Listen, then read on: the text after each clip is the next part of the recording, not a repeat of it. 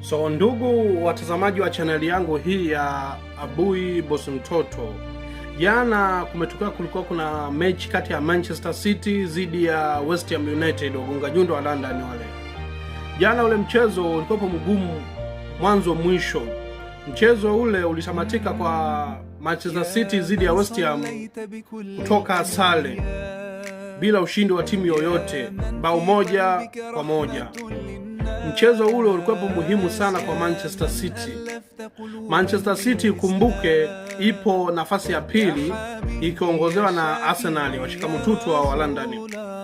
Manchester City yeye alikuwa anapigania ili aweze kuja kumshusha Arsenal kwenye nafasi ya kwanza. Arsenal jana wamecheza dhidi ya Everton. Mchezo umemalizika kwa Arsenal kushinda magoli 2-0. Magoli mawili yamefungwa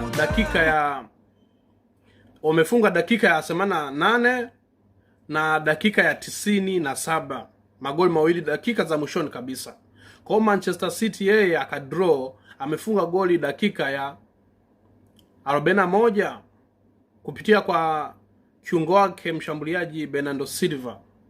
Mchezo ule Manchester City alikuwa anataka kupata ushindi sana, na kabla ya mechi Pep Guardiola yeye mwenyewe alisema huu mchezo Manchester City kama atapata ushindi basi ligi ya EPL Arsenal ana 99 ana uwezo wa kubeba ligi. Paka sasa hivi Manchester City ameachwa na Arsenal pointi 9. Arsenal akiwa ana pointi 70, Manchester City akiwa na pointi 61. Manchester City yupo nyuma kwa mchezo mmoja mbele ya Arsenal. Kwa Manchester City akija akashinda ule mchezo mmoja, so anaweza kushinda moja kwa moja. Kwa mfano akishinda atakuwepo anaachwa na Arsenal pointi 6. Kwa Manchester City mwenyewe anataka lengo lake Arsenal apoteze pointi 7, mechi 2 na kudraw mechi 1.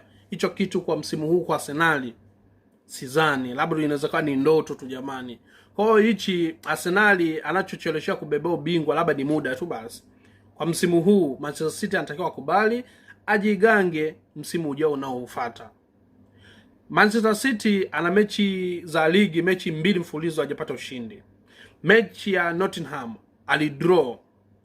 Mechi ya klabu bingwa UEFA Champions League amecheza na Real Madrid, amefungwa chuma 3. Magoli 3 yote yamefungwa na mchezaji mmoja Valverde kipindi cha kwanza. Kwa Manchester City ana kazi ngumu, afu ukiangalia Manchester City ana ratiba ngumu sana msimu huu. Amecheza na Real Madrid, amecheza na West